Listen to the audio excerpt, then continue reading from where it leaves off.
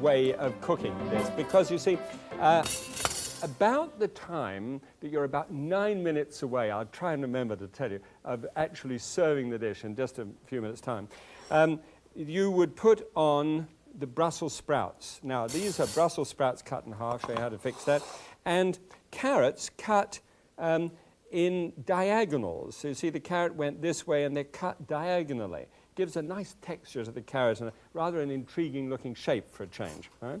So spread that all the way around, no seasoning necessary, in a steamer which is sort of set up on the top of vigorously boiling water. Put a lid on it and it takes 9 minutes from that point in time. I hope you're into Brussels sprouts. If you've never tried them, they're really neat. What you do with them is you simply make a cut, if you're going to cook them whole, make a cut through the stalk end, and that actually cooks the stalk end quicker. Sorry about that, Bob. And what happens is that the water goes in and cooks that hard core quicker so that the outside can be beautifully crisp and well done. But another way of doing that when you're steaming them is to actually cut it right through, as I've done with all of these. That reduces cooking time from about 12 minutes down to 9, which is really good, gets it going. So, vegetables done. Here's the chicken. As always with chicken, please a separate chopping board other than the one that you're going to cook everything else with. This is just to protect you and I from salmonella, and it's you don't have to, it's not a big thing. It's been got pretty well under control, but it is around, and we can take some safe precautions, and that's just some of them. Just look after yourself. All right, piece of string about this long. I don't know how long that is, kind of however long that is, about 1.5 yards long. And just wrap it round the legs. Now, we didn't find out until the very last moment that this chicken has been through rather more wars than the average chicken is. In other words, it has lost one of its wings. Now, what you do, I just want you to know that this is reality television. What you normally do is you place that cord then around that other wing, all right? And you, poor fella. And do you know what I wanted to do? I mean, I wouldn't do this to anybody else but you, I promise you. And it's only because I think I've known you for some time. And if I've just actually started to know you, forgive the intrusion into our relationship this way. But I was going to ring up the chicken company and say, I got a chicken the other day with only one wing. So do you think you could send me one? On second thoughts, don't send it to me. Just give me a wing. And I thought, that was hilarious. I stamped my left foot, which is always a sign of the fact that I think it's funny. And then I decided not to do that. Okay, we've got the trivet. This is a trivet, and it's a non-stick trivet, so then the chicken is placed on top of the non-stick. It's a very simple way of trussing a chicken. And then put that into the oven. It's set at 350 degrees Fahrenheit, which is 180 degrees centigrade, all right? And just put on like that. Now, when it's cooked, you see, boom, about 25 minutes per pound, 20 to 25 minutes per pound, then it drops down into the lower one. And in here, I've got the chicken, which is just about done. Now, this one is really tremendous good television again, because this is up and running. This is just the way it should be. And here I've got a potato on the rung. Do you see that? Now, what I would do always in this case is to put the chicken in the top and put potatoes in the rung above it. They cook in just about the same period of time. Right. So out it comes, and this is an exciting idea. Okay. Since I had the chicken, all right, on here, now you can take the chicken off. And don't forget soap and running, thank you, and hot running water over the top of it with everything that you've used. If you've used this, wash your hands. All right, thank you. We're going to make a real thing out of it. Wash your hands carefully after using poultry, or meat, actually. It isn't just poultry that has salmonella, it's all kinds of meat. So it's just a safety precaution. All right, now, take the potato and now cut it through. Now that's had exactly the right amount of time, so you can see that looks great. Now put that on one side and show what I do with that in a moment. Then take the chicken off the trivet. And I prefer this trivet because it really washes up quickly and easily. The stainless steel one, I did a roast this weekend for Trina, and it was a mess. And she got me to clean it up. So now it's really into my head. Use ones that are easy to wash up. Okay, press that back. That is the juice which is in here. Take chicken stock, which I make out of, obviously, the carcass. You know, you roast a carcass like this. You've got it there for it. And let that shovel around in there. And take this remarkable piece of equipment. It's a brilliant design. I wish I'd done it myself, but I didn't. Dislodge the juices in the bottom of the pan, and then pour it through a strainer into the bottom there. Okay. Now, you'll watch it. As you just watch it there, just look at it. What's happening is that the fat is rising to the surface. You see that? Because fat always comes to the surface, and it's the fat we want to get off and make that distinction. So there is the small pan that I'd like to use. Now watch this. Because the spout, I don't know which camera to use. I've got cameras here, by the way, if you didn't know that. Okay, how's that? Is that all right? Okay, so now, you see, as that's poured through, the fat still stays horizontal to the ground. So that's going all the way through, all the way down, until you just stop when you get to the fat. Whoops! Like so. Get that onto the heat, and get that up to a high heat. Now, this isn't wasted. Well, not much is used. You just simply take a little of that fat from the chicken and brush it on top of the potato. Now, it isn't a lot, but it's enough to make that potato look like a genuine, magnificent roasted potato when it comes out. Because I slip that under a broiler, you see, on a rack like this, and that's what they look like when they come out underneath the broiler. All right? Beautifully brown and golden. Great. So this is the chicken, and it's a simple matter then with this particular trussing device to take off and carve just what you like. And somewhere around here, I have my large carving knife. And just simply break the chicken back here and open it up. The chicken should always be perfectly cooked. And the best way to test that is with a little meat thermometer, where you jab that into the thickest part of the thigh. It should be about 165 degrees Fahrenheit. I can't wait here forever for it to come there. I happen to know that's just right. So then I would take off the outside skin. And you're going to say, Graham, don't do that. It's so delicious.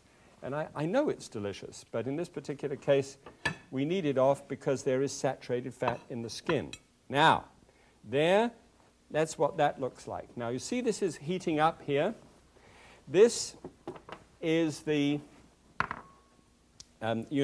juice that we've actually got from the bottom of the pan. This is a Chardonnay grape juice, and it's without alcohol in it. It's my standard thing.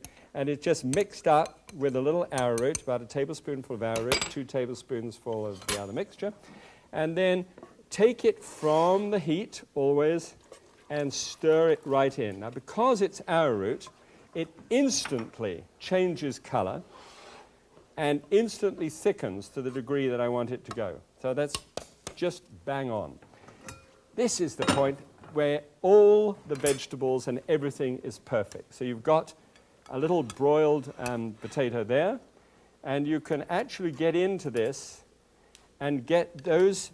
Now, I come from a country, from Britain, where sometimes we are accused of overcooking vegetables. Not any more, by the way, than the French do. But nowadays, it is so magnificent to be able to get a medley out of a steamer of vegetables that look like that. Okay? This is thickened now, so you can take that gravy and then pour that into, well, pour it straight, of course, straight on top of the chicken, just like so. And a little bit of parsley on the top. It looks great. See? Without the fat. All right? Now, how about the numbers? Sure, let's have a look.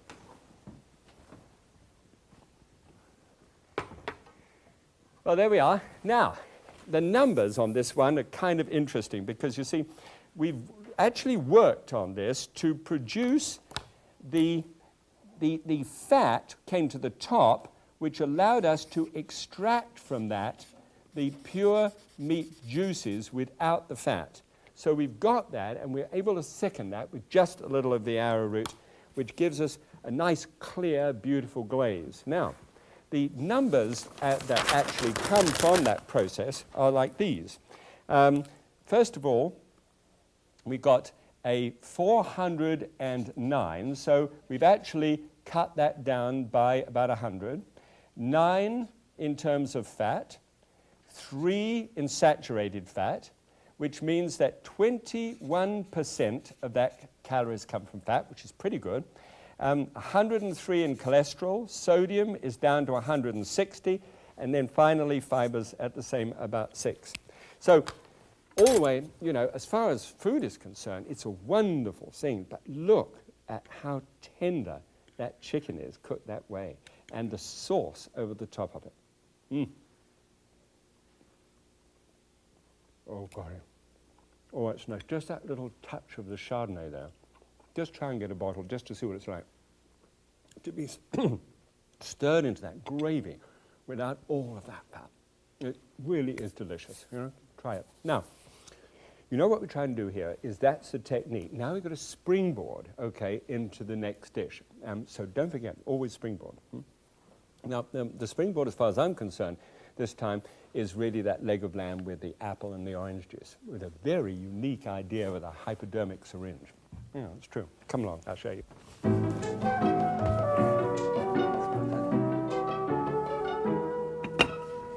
Good. All right. Well, now the first thing you need for this is just 2 lots of apple and orange juice. Well, actually, 1 lot of each. Well, you know what I mean. Now, in this case, you've got 6 ounces, so it's just about 2/3 of a cup. In fact, exactly 2/3 of a cup of canned apple juice and canned orange juice. I know that's strange because I'm always into things being fresh, but in this case, it's done this way for a reason, because of their concentrated flavors. Now, I'm going to pour just 3. Have you ever seen those wonderful French cartoons, you know, where they're pouring coffee, sort of café au lait like this? And there was this wonderful cartoon by Fougas, with Fougas and McCulloch, where the fellow's sort of standing on his head and balancing on one foot and pouring all this huge crowd. It doesn't matter anyway. It just happened to be a favorite of mine. So then you put that on to boil, and it boils and it reduces down until it's about 2/3 of the way down. So you've only got 2 ounces left, all right, 1/4 of a cup. Now, I'm going to put the rest of that into this pot and just heat that up because I need that in a little while later on for the gravy. All right, that can go over there in case I think it's useful for something. And then here is the one that I actually reduced down. Now for this, you'll need what is called a flavor injector. This is not, contrary to what you might think it is, a hypodermic syringe. It is a flavor injector, and you want cool. And this has got hot somehow, but that's okay. I can stand it. And just, it has a very blunt needle. So it couldn't possibly be used for anything else other than, well, for any pharmaceutical purpose. And so now you get your leg of lamb here, and this is about a 3.5 pound New Zealand leg of lamb, and just dive in and depress the plunger, press down on it. You'll see it comes out a little bit, but not all of it comes out. And it is actually infiltrating the muscle with that concentrated, that concentrated orange and apple juice, which is a fabulous flavor. You're going to get it in the gravy, in the pan gravy, but at the same time, this is just a different way of introducing into the meat itself an unusual flavor, all right? So keep on jabbing it all the way around. Do it as many times as you possibly can in as many different places as possible, and you'll find it's a flavorsome, very interesting way of doing it. You can buy those in, various stores that are around the country. Just ask for a flavor injector. Okay, so there it is, and now that's ready to go onto a trivet. And the trivet is just one of these little things. It's kind of like a, baseball. And it's actually a non-stick material, so you don't have to worry about the washing of it up. Just rinse it. And then into the oven, which is set at 350 degrees Fahrenheit. Just slip it into the middle there. And that's actually cooked for about 30 minutes a pound. And at the same time, you remember how we did with the baked potatoes? Well, these are yams. Now, because it takes about 90 minutes, to reach that stage in which it's just about ready, about 180 degrees Fahrenheit inside, internal temperature. So you take about halfway through the cooking time, so you've gone about 40 minutes, and then you just pop those in, because they take about 40 minutes to actually cook. Okay, so then miraculously, down in the bottom, here's the one that's done.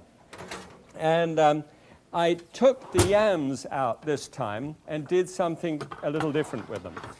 I took them out and then split them and scooped them out, and then just popped them over here and put them into kind of like a bain-marie, just into hot water, like this, just sort of set that down, whip them up, ready, and they're all ready to go. So I've got some water on the go here, and just about the time that you bring the meat out of the oven, it's a good idea to get some, one of these sort of strainer, this isn't a strainer, it's a steamer, and converted hubcap, actually. And this is Swiss chard, and the Swiss chard has a long green leaf with this red vein to it, and it's just delicious, but only needs about 4 minutes of steaming time. So get it steaming hot, pop it in there, and you've just got 4 minutes to go. Just build the heat up underneath it a bit. Okay, now get the leg of lamb out of the way. Whoops. Boy, come on, my fella. It's just marvelous. Doesn't that look great? And then you can place this into my washing up routine at the end of the program. If we've been together, you know how that happens. Now, about halfway through in this process, I actually got a cup of water and poured it in. I just need just a little bit more there. This is the apple and orange juice, all right, just heat it up. And poured it in to save those meat juices from getting too caramelized. Because, you see, you've got the apple and orange juice squeezing out of the leg down into the bottom of the pan. And so it really does crust up a bit. Okay, so this is the technique. Remember, just a little strainer on top of one of these fat things. And this is where you do need a few pieces of equipment. If you're going to actually have a sort of fat-free routine, you need to know how to do it, and you need to have little bits and pieces of equipment. They're not expensive. And just pop that in there. Cleans up at a trice. And there is the juice. Now, what we do is take a small saucepan here and pour that. Remember what happens here? This is poured until the fat shows up at the top. See how dark it is? The darkness of that sauce comes, of course, from the caramelizing of the orange and the apple juice in that pan. Okay, bring it back here, and we'll get that heated up. I never can remember which one of these things does what, but I guess it's that one. I'll heat them both up just in case. All right. Over here, then, whilst that is just heating, I have the leg of lamb. Now, a leg of lamb, if you look at it, has got a little plump side here, and you just shave that off. It's quite delicious, that side. Of course, wouldn't I just do that? So you shave it off the other side, actually. That's much too plump. And then roll it up here, like so, and then carve down into it. So you carve down into thin slices, well, not too thin slices, because I think lamb should have a nice, fairly thick slice. Then you turn the blade of the knife. And what happens is you can just pull out these perfectly shaped little pieces to spread out on the plate. And it's just a nice, delicate appearance. So, pull that up. 2 slices will give you about 3.5 to 4 ounces with just a little bit of that fat on the outside, just for fun. This is heating up brilliantly at the present moment, so all I need to have to do now is for this gravy, remember the technique, and the technique is everything, just put in the 2 tablespoons full of the dealkalized wine. Just gives it a little bit of touch of wine in with the citrus as well. Or you could use apple juice, that would be fine. And just turn that around then until it's completely dissolved. This is up to the boil. Always take it off the heat, otherwise you make dumplings. And then stir that in. Just totally, perfectly made into that sauce. Now, we've got everything ready. Wonderful. I've got some of this. This chard, when it comes straight out, you see that's just about 3.5 to 4 minutes, and it's perfect. The nice spoonful of that whipped yams, a little bit of lemon juice, and lots of seeds. I'll tell you one thing you could call it, it's pine nuts. Pine nut makes it all exotic. Now, there it is. That's perfectly done now. Look at that. Based over the top. What a sauce. Oh, and the whole thing, marvelous. Come through. All right, let's look at a classic. Now, a classic here, this is, you see the colors there, aroma, color, and texture, and the classic dish with the kind of yogurt look to it, you know, is fine. But just look what you actually wind up having in terms of numbers. You've got 1,431 calories for this one here. And we've been able to get this down by this judicious use of cleaning the pan of 718, all right? So from 91 grams of fat comes down to 25. And this is saturated fat in the previous one, 41. That's down to 9, which means altogether that I can just get on the line for healthy people at about 30% of calories from fat. So 243 in terms of cholesterol. Sodium's up just a little bit. I can never understand why about that. And I've got a bit more fiber, which just compensates beautifully. All right, must have a little nosh at this, because this is one of my favorites. I really like New Zealand lamb, but then in addition to this, I love sweet potatoes. And the chard as well with it. I mean, it's hard to imagine a better dish than this one. God, the flavors are so wonderful. The orange and everything is good. Forgive me if I just spare a little more time. Thanks for being with me. God bless you. See you next time.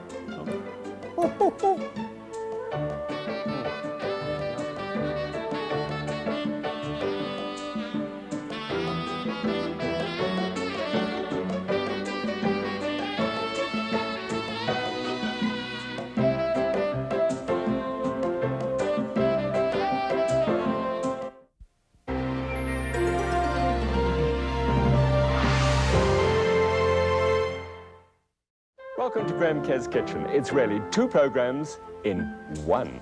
This is a series that appeals to your creative side. Food that is sumptuous stuff. How could that be? This is a program about people who want to eat healthy and reduce calories.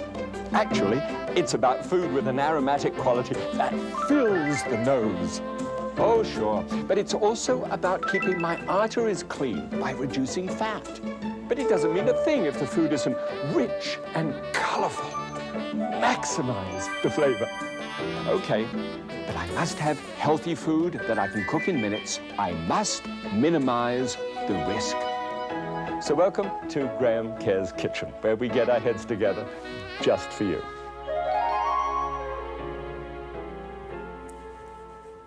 Well, I am absolutely delighted that you're there. Reason is because there's a landmine out there in Foodland. At least I think it's a landmine. It's a muffin, and these great big lovely muffins that you can tear open, and they're juicy and gorgeous, and they say they're bran, and therefore they're good for you.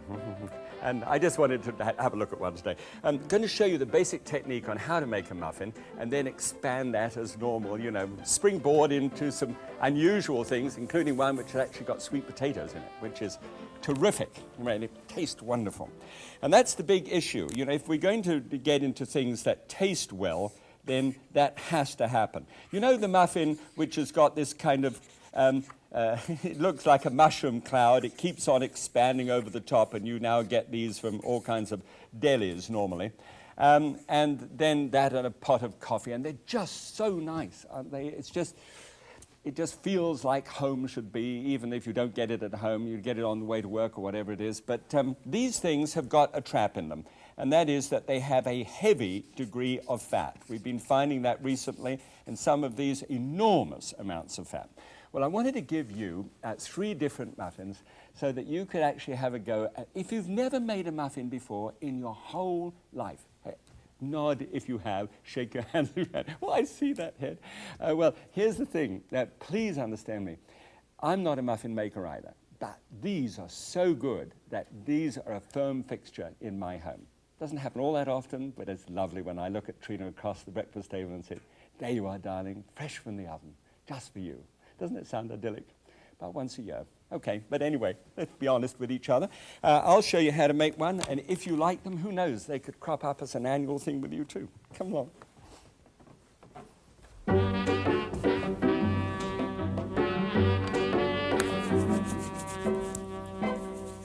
Actually, I do love this sort of thing. There's no real sizzle, and I don't get to smell stuff, but I don't know, there's something really creative about bunging all kinds of dry ingredients and wet ingredients together, and it comes out. And that's the most amazing thing.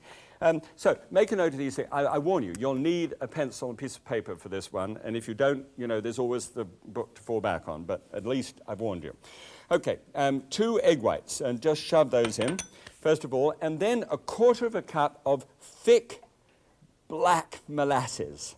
You know, the lovely golden molasses, which has the most wonderful flavor, and that's what turns many of the really dark muffins really dark. And then here, 1/4 cup of non-fat evaporated milk, slightly thicker than the regular milk, of course, and that you get in tins, and you get that down the aisle where, you know, you get milk products. And then, the most extraordinary thing, 3/4 cup of unsweetened apple juice. And this, actually, in the northern part of France, where a lot of pears grow, the bakers put a lot of pear puree in baked goods, and that's how it sort of got to find out what was going on. Here we go. Good. Thought for a terrible moment something had happened. Okay, so apple sauce. Did I say apple sauce? Good. Okay, the apple sauce is terrific. They use pear, but I use apple sauce, and it came as a result. Would you forgive me just for one moment, just to tell you this? It came as a result of people called Mott's, M-O-T-T-S, and they're a commercial firm, and they have applesauce, and they wanted to tell people that it was good for their hearts and everything else to use that. And so they pioneered the introduction of the things. I want to give them credit where it's due. So I tried it, and it really works terrifically well. Wonderful idea. All right. Now, that is just whizzed up so that it becomes a little bit of a froth on top, and then you take cake flour. And it doesn't, I made a big thing one time about, by the way, the amount of cake flour that you have there is just 1 cup. And I made a big thing about sieving it to get all the lumps out. Well, you could also whisk out the lumps as well, and we tried a test and it works just as well. There's a lot of less fiddle. 2 teaspoonfuls of baking powder, that's those 2 little things there, and a 1/2 teaspoonful of baking soda. Now, of course, you know, if you know anything about this, you know that baking powder is really a mixture of baking soda and a form of acid and then starch. And that actually causes everything to work together. It's really an alkaline and an acid which meet together like this. And then they give off this cloud of carbon dioxide gas, like this, and it furs up. It doesn't fur up, it froths up, and the starch all the way around the outside of it contains the little bubbles, and that's what makes it tender and grow like it does, without having to have a whole bunch of eggs in it and fat. And I want it to be tender and have that lovely flavor. Okay, now this is over, and so you just simply lift this up and put something underneath if you don't want it to get all messy. And it's got a little bit of a froth, and that froth is going to be added here. Now the big classic decision now has to come. Do you add this together now? And you think, well, fine, if you're going to go ahead and bake them. I know, but what about that idyllic morning? The morning when you really want to leer across at your mate and say, see what I did for you, fresh from the oven.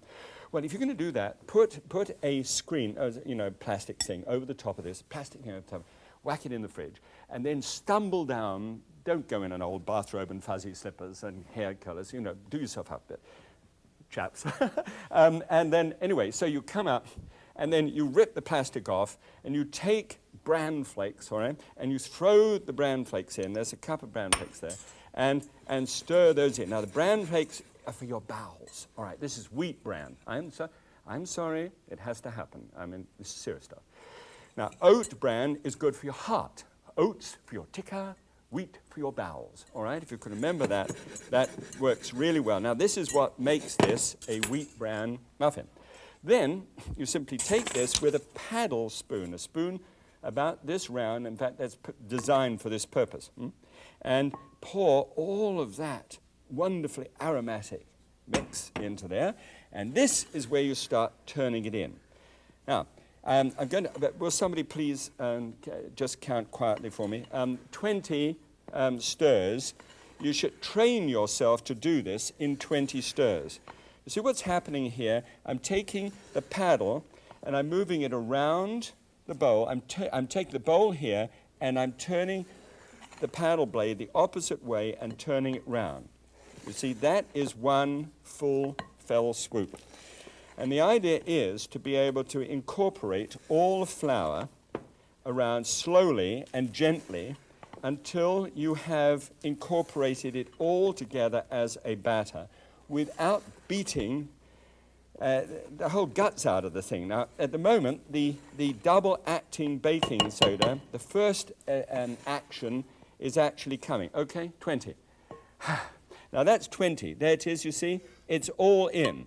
That should happen. We've taken 20. If you can do it in 18, drop me a line and let me know. But that's the way of doing it. Now, so the first level, when it says double-acting baking powder on the thing, the first level acts because it's getting wet.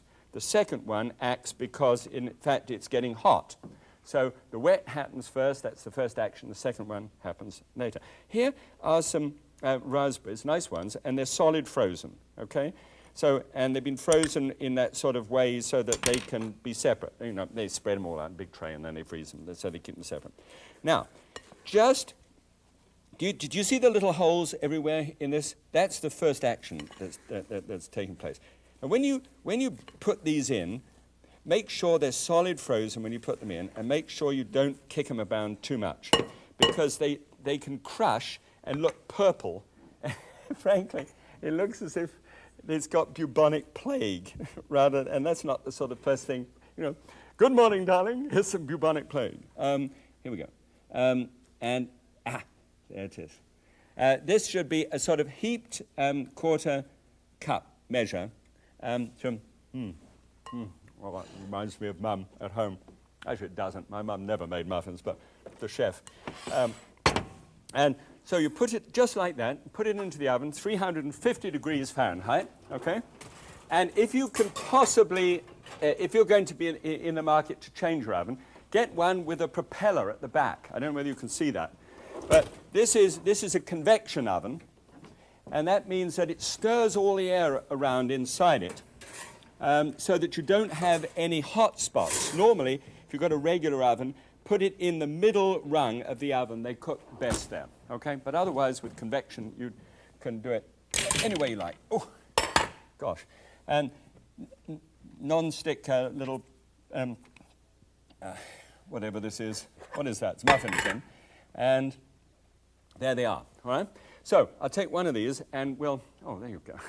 We'll take one of these and then break it open and see how it actually compares and tastes, and see how the numbers are, actually, having talked so much about all of this in the beginning. Thank you, Jeeves. Pop that on there. Now, this is what I wanted to try and do, was to get something on here which would start cutting the fat down in a muffin which could be attractive. This is what the numbers look like, therefore, as a result. Here is the classic muffin, and I'm going to compare that now, the sort of the raisin bran muffin. This one is 352, and I can get this one out at 149. And for the same weight, by the way, not huge one, but the same weight. Fat, 16 grams, down to 1 gram. And look at this, the amount of saturated fat, zip, 0, zilch. Percentage of calories from fat, 42 in the classic one, and just 4%, all right, in this one. Cholesterol from 72 down to zilch, 0. Sodium, 201, and dietary fiber, 6. That's the bowel thing. And all I get. Look, just flakes off the top. Look at that. Look, and you see, you know, by keeping them frozen and they're baked in there, they've got that bright sort of look here. Test. Does it meet the tooth? Does it flow over the palate? Is it moist? Has it got aroma for it? It's got all of those things, but no fat. Marvelous. Great idea. Even if you make muffins of your own, how about making one of these just to see how it goes down, okay? Texture will be a bit different, but I think it's a great texture, all right? Now, to springboard, don't forget, always springboard on any one of these things that we do. Springboard, jump into your own circumstances and your own ideas. Now, this idea I'm going to do is with ginger and squash, and then another one, which is actually with a sweet potato and raisin thing, which is just fantastic. Ready? Come on, let's have a go.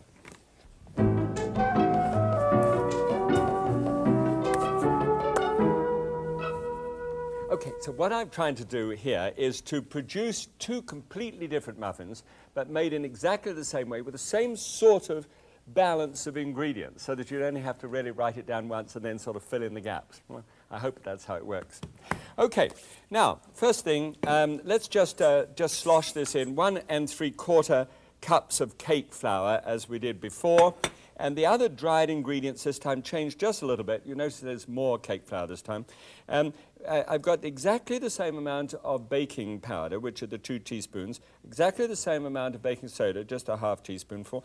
And this little fella here is a teaspoonful of ginger, of dried ginger. And there's just enough there so that when you actually whisk it all in together, and do a thorough whisking so that all of those baking powders get well and truly throughout the whole thing, and the ginger. And you just smell it experimentally, and when it gets wet, it gets even better. But it has this ginger flavor throughout the whole thing. Really great stuff. Okay, now the wet part of this is almost the same again. First of all, 2 egg whites, just slosh that in. And then here, a 1/2 cup of brown sugar. This isn't molasses this time. And what you get a much paler result, you know, to it when you do with the brown sugar. And then the same 3/4 of a cup of the applesauce, and the 1/4 cup of the non-fat evaporated milk powder. And then this little stuff here. Let me show you what this is. This is the butternut squash. And if you've never actually used this for any purpose, you need to do it. When you buy one of these things, you might think that you put these out at Harvest Festival times, but no, this one is great. When it's baked, and this is what I do, I simply cut it in half, put it flat down onto a baking sheet, 350 degrees Fahrenheit for 30 minutes, all right, 180 degrees centigrade, and just pick it up. When it comes out of the oven, it looks entirely, actually, exactly like that. Get the seeds out of it. You can dry the seeds if you want to and put them in cereal. It tastes terrible. But there we are. I'm sure it'll be very good. There are certain things, you know, where I draw the line. Now, this is a special little device which scoops out things like this. And you can get into it and see what a wonderful job it does. And I am putting this into what is called a ricer. This is one of my favorite little things. If you've ever seen Star Trek, and you know the lieutenant who's instead of the captain, I call this Lieutenant Ricer, you know, boldly pressing things where no man has pressed before. Put the little thing on it's only because it sort of looks as if it's flying through space. It doesn't matter. And here it's like a large garlic press, and just press it down like so, and it makes sure that you get absolutely no lumps whatsoever. And what we're actually aiming for there is a total amount, which I happen to have in this bowl because I wanted to measure it properly, of 3/4 of a cup, all right? About 6 ounces of the mix. So this can go in over here too, and so that can be sloshed in, and so all of that little mix. It doesn't take long, actually. It doesn't have to run on and on forever. But we just simply whiz it together. And if it has a little bit of a froth on the top, it's fine. Just let it sort of circle round and make a hole. Now remember, this whole idea was whenever you want to make the muffin, that's the time to put the dry and the wet ingredients together. So you could seal that up together, bring it down in the morning or whenever you're ready. It probably 24 hours should be about the extension, I would think, of the two. Okay, good. Stop it. And just lift that up. Stop the drips. And just dump it in. All right? And remember, this works exactly the same way as the previous one works. Just get a little paddle. I think it can either be a paddle with a hole in it or without. Actually, let's see whether this does it quicker. Now, cake flour. Now, you remember that I mentioned cake flour to you? It is extremely important to use cake flour. The reason is because the difference between cake flour, and ordinary flour is this. It has a shorter gluten chain. Now you say, Graham, come on, what does that mean? Well, all it means is really that the shorter the gluten, or the more tender the gluten content in flour, the better it is for cakes and muffins. So just simply, I won't go into any more fantastic detail than that. There we go. Just almost on the 20. And it's done. All right, now, and you can smell the ginger coming off it wonderfully now. Just as you did before, and a little, quarter cup here, and just dunk it in, except that there's going to be a change. Just one little bit of change. Here we go. Oh, apart from the fact that it won't come out. Fine. It'll look wonderful when it's been through the oven. It's amazing, really. And what we do here is just put a little bit of grated cheese on the top. Now, this is a different form of cheese grater. You see, when you know that you've got enough, you can actually see through this little thing here. And this is a good way of cutting down on cheese. There, isn't that fun? Good.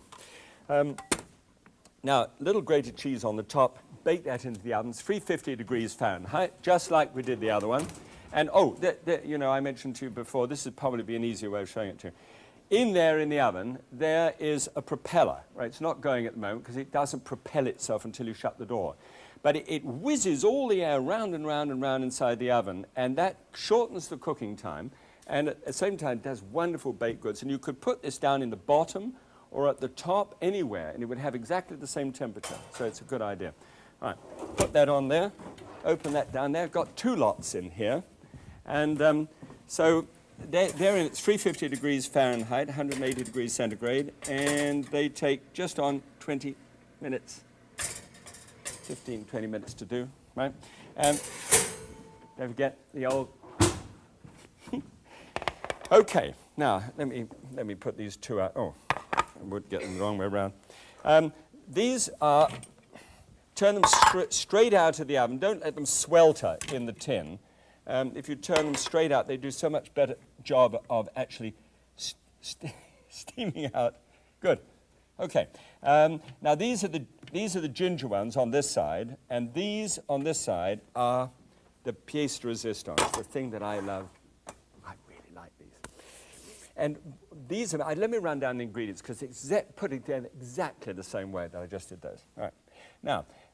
This is a sweet potato. These two are yams. You could either use sweet potato or yams. About this size would be enough for about the 3/4 of a cup, which you actually want 6 ounces when it's peeled and baked and all that stuff. Now, because it's sweet, you can cut down on the sugar a bit. 2 tablespoons of sugar, and 1/2 cup of raisins, of dark raisins. Okay. And then 2 egg whites here. Exactly the same, the 1/4 cup of the evaporated skim milk. Isn't this fun? You go down a list of ingredients. And then 3/4 of a cup of applesauce. And then to give it a bright note to it, it's sort of a startling sort of, firework display of lemon zest on the outside, finely grated, 1/2 a lemon. And then squeeze the other 1/2 lemon so you get the juice out of it. And then exactly the same amount of flour. First of all, the soda. half a teaspoonful and 1 teaspoonful each of the baking powder, and half a teaspoonful of freshly whizzed up cinnamon stick, you know, lovely taste of cinnamon. And then the 2/3 cup, the 1 3/4 cup of flour, which is cake flour, you know, same as it was. So that will actually look like this one. Oh, by the way, when you are going into the oven to get these out and you want to test it, just get one of these little toothpick things and drive it, like St. George, right into the middle of the thing and pull it out, and you should be able to see that it comes out clean, all right? That little pick should come out clean. If it comes out with bits of stuff like this stuck to it, then it might need a little bit longer. See how it came out clean. All right, so that's good. There's just one quick thing. Your baking powder could have run out of energy. You know, it depends the last time you made it. So take half a teaspoonful in some warmish water and drop it in and make sure that it actually foams. You can sort of stir it around, but it should foam, and if it's nice and active, you know it's going to do its job. Sometimes, you know, it's had about 6 months of life just sort of sitting around there, and it's dead, and you just need to know. Some people put you know, dates on the thing. So, okay, ready? Let's have a look and see how it compares with the other numbers. And I'm going to compare these with the sort of the muffins that come out from the stores, and good muffin recipes and delicious muffins too. I mean, really, I never want you to think that I don't admire the genius behind this sort of thing. Okay, now, but let's compare them. The classic has 362 calories for both of this type of muffin.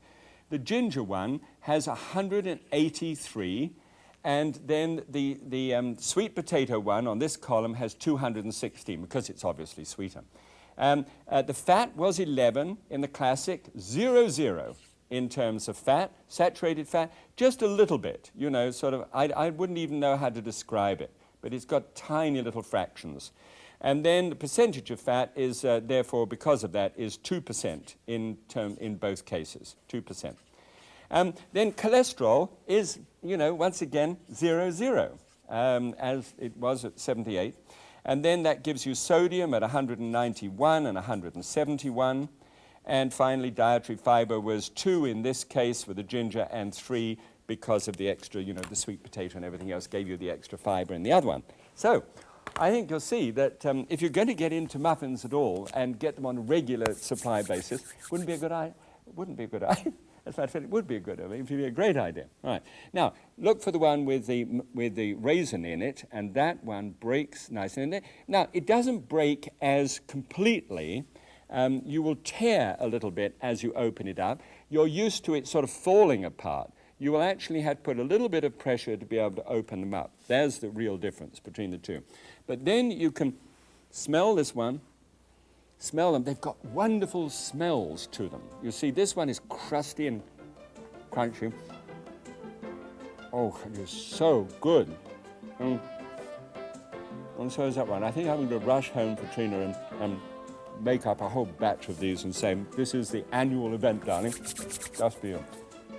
Try it for your family. Thank you so much for being with me once again. God bless you. Have fun. It's the best ingredient of all. Bye.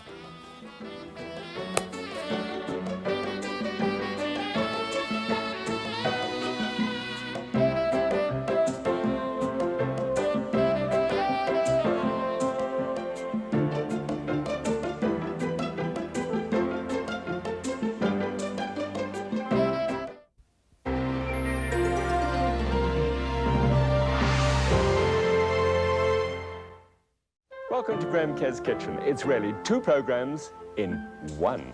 This is a series that appeals to your creative side. Food that is sumptuous stuff. How could that be? This is a program about people who want to eat healthy and reduce calories. Actually, it's about food with an aromatic quality that fills the nose. Oh, sure. But it's also about keeping my arteries clean by reducing fat. But it doesn't mean a thing if the food isn't rich and colorful. Maximize the flavor. Okay, but I must have healthy food that I can cook in minutes. I must minimize the risk. So welcome to Graham Care's Kitchen, where we get our heads together just for you.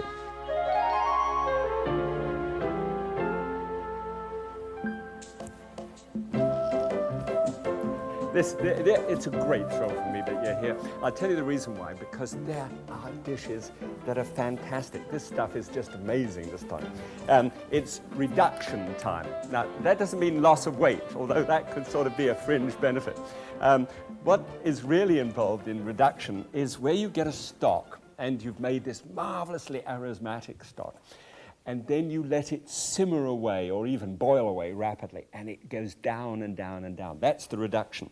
So what you do is you start out with a volume like this of the stock, and it winds up with a volume about here. Well, of course, what actually boiled off the top was H2O. I mean, this that went off was H2O, just plain water. And so what you're left behind with is a concentration of fluids. And if you made the fluids in the first place from bones in some way, and the bones let out their gelatin, their sort of gelatinous quality, then you get a mouth round fullness, something like what you get when you get a lot of oil, but you don't get the fat with it at the same time. So that's really important. So have a look at the reduction there. As usual, there's a technique first, and then we'll spring into a great dish at the end called sweet stuff. Okay, ready for the tip? Let's go.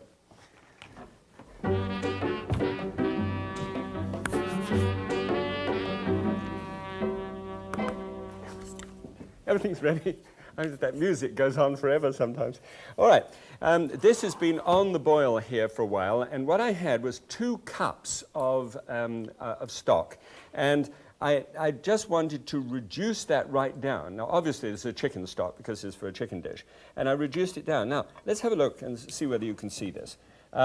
You see here, I've got a pencil mark right there. Well, now, there's not too much lead poisoning in this. I marked the spurtle there and then took it down, and it's now just about there. It's almost a 2/3 reduction, almost down to about 25%. Really, I really concentrate it. I want it to be, so that, and this looks as if I'm going to burn myself, but actually, if you put your finger in quickly, it's all right. Good. If you wipe it on your lips, and then your lips should almost stick together. And if you just put it between your fingers, more sanitary really, I suppose, then your fingertips should just about go together. It's actually delicious. But okay, so that is in place of oil. So that's what we're looking at. Now, in this pan here, just a little tiny bit of oil, just to be able to kiss those chicken breasts just as they go in. I always just sort of wipe the chicken breast across the top and then put it fat side down, always leave the skin on. It's this mania nowadays for what I call a sort of the NDS, which is naked breast, NBS, naked breast syndrome, which is that just make sure that the breast has got all, skin off it. Well, the trouble is, it doesn't cook very well. We'll get into that later on in the series, but these breasts are just put now so the skin is going to produce some fat in which it cooks, cooked for just 8 minutes. Here, by the way, is what it looks like after 8 minutes, and they're doing just nicely. They're just about ready. Okay, here, some mushrooms, about 1 inch across mushrooms. I love mushrooms. They have the most incredible texture, don't they? They're sort of, meaty, especially when in chunks like that. When they're cut very fine and put in, they sometimes go very limp, and I don't think they sort of get that sort of, textural thing. So I just cut the mushrooms like that. There are 8 ounces of mushrooms. There's also 8 ounces of young lima beans. Look at that little tiny lima bean there, frozen.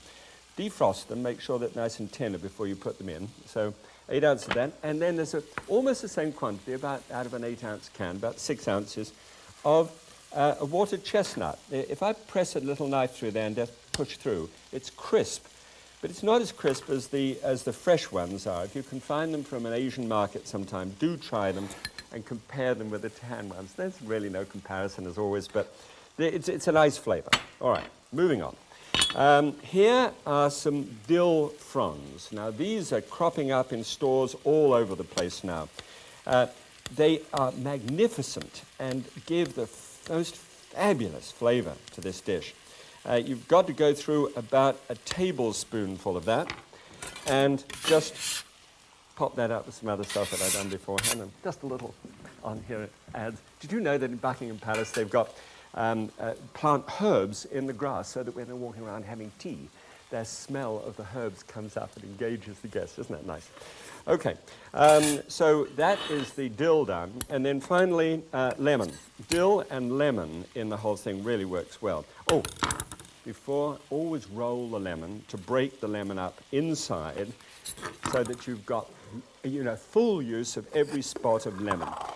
This is an intriguing device. If you haven't seen this before, just join me. You just place the lemon on the top. It's got little grabbers inside here, and they grab the lemon. And because it's got an internal strainer, you do away with having to have all the little seeds there. So you can put that on one side, keep it in the fridge if you like, ready to pour the lemon. All right, good. These are sort of halfway through cooking, so I can turn them over. You don't have to go full bore with heat with these pans. Just, gently cook it. You're not in a fight, to see who's winning. It's not the Olympic Games of the kitchen. So, now, let's just take this. Look at that. Now, there's a hot skillet or a wok, and pour that reduction into that pan now. And then take the mushrooms and just drop those in on top. Now, that's a very hot pan and very hot stock. Put the dill, that's not dill, they're lima beans. I know the difference, you were going to get me on that. And then some of the water chestnuts, all of those, and just a little bit of that dill. I'm going to put some of that on the top just for the moment. And then, one of those pans where you can use these things, just toss that around so that the dill is well incorporated with everything else, and just leave it there to just boil up. This is like a stir fry, except it's really a stir boil because it's really cooked in reduction instead of the oil which you would otherwise cook it in. Okay. All right, let's get these little fellas out here. Out of the pan with the chicken breast, which are just perfectly cooked now. At about 8 minutes, they may just be a little tiny bit pink, but that's okay. They get stirred through the rest of it. And, there's hardly any oil there. But what oil there is, blot it out of the way, because we're going to actually reduce that. I've measured this. It can be as much as a tablespoonful of solid fat that comes out of the pan this way. No point to it, really. It's about 3 grams of fat altogether, and you said 3, 9, 27 calories. And you might as well eat that. It's 27 calories. What's the point? I don't need the calories. I don't think anybody does. Okay, so that's going nicely there. Now, here is about 2 ounces of water. It doesn't matter how much you put in, but just there like that. And just shake the pan. See how it's coloring there? Well, what's happening is that pan has grabbed those meat juices. You've always got some degree of meat juices, unless it's one of those sort of non-stick pans which keep everything from sticking at all, and therefore you can't make a reduction like that. This is another kind of reduction, where water, or you could use a little of the stock and then just reduce it in the pan. That cleans the pan at the same time, and that can go straight on top with the rest of that dish. It's just beautiful. Okay, turn that up nice and high, and just stir those together. Now, it's really high now. You finish it off high, just get it in to begin with just at a reasonable temperature, and now build it up. Look at that. You see, and you've got the crunch left behind with those chestnuts. Everything is perfect. Now, just to add, if you added oil, you know what would happen? You get the gloss on it. But we're going to get gloss by a different method, and that is arrowroot and just a little water. Just stir it together, and just keep that on one side, and then take off the skin from the chicken. Now, I normally do this by quite a simple technique. Just grab a hold of the chicken breast with a pair of tongs. If you can get a pair of tongs like this, good idea. And just strip those off just like that. Always take it from the bottom, from the narrow end of the breast, and strip it forward. See? Really dead easy. Now, cut these into little thin strips. Now, we do these diagonally. Look how magnificent that is. And if you look in here, 8 minutes, see?